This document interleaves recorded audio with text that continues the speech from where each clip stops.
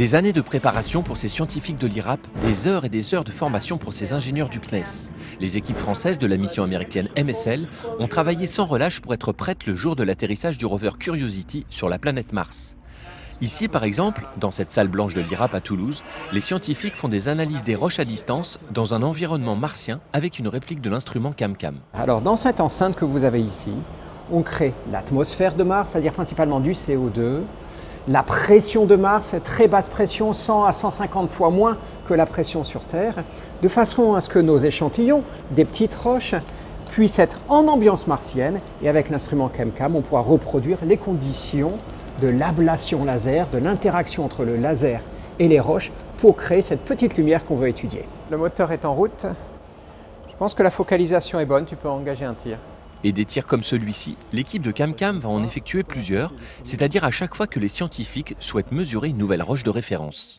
On va mesurer les spectres des roches qu'on connaît sur Terre pour constituer une bibliothèque de spectres de référence qu'on va comparer avec ce qu'on va mesurer sur Mars. Notre deuxième approche, c'est de développer des logiciels qui vont permettre d'analyser ces spectres.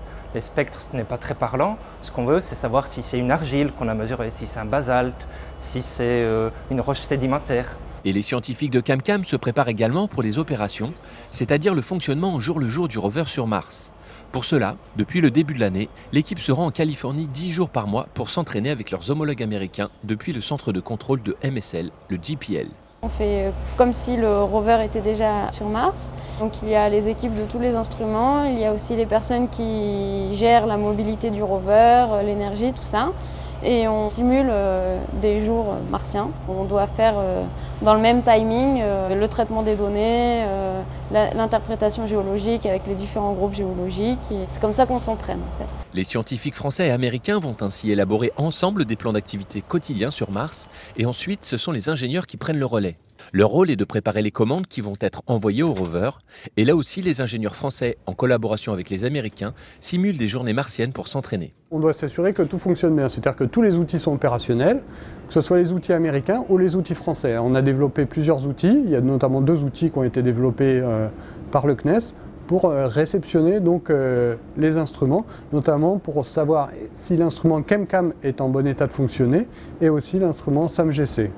Voilà, donc avec cet outil, on a tous les niveaux de tension, de température, etc. On peut connaître l'état de santé de l'instrument et savoir si on peut l'utiliser le jour d'après. Ce sont ces opérateurs du CNES qui vont programmer l'instrument CamCam à bord du rover en fonction des besoins des scientifiques.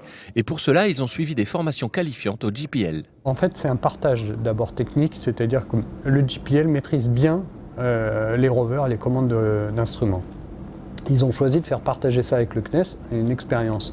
Et pour participer à ça, il faut qu'on les rassure, nous, en leur montrant qu'on est capable de réaliser leurs tests. Donc on part à des sessions de certification aux États-Unis, au JPL, où on simule des journées en utilisant leurs outils et aussi en rajoutant nos outils qu'on a développés pour être plus performants. Et on leur montre qu'on est capable de maîtriser ça et de s'intégrer dans leur boucle et dans leur façon de fonctionner. Après l'atterrissage du rover et pendant les 90 premiers jours de la mission MSL, les équipes des instruments CamCam et SAMGC vont travailler au JPL en Californie. Une première phase très attendue par les ingénieurs du CNES et les chercheurs. Quand on demande à un enfant s'il est prêt de un jour pouvoir piloter un instrument sur Mars, forcément il trouvera toute l'énergie qu'il faut pour y arriver, quoi. C'est quelque chose de magique, quoi.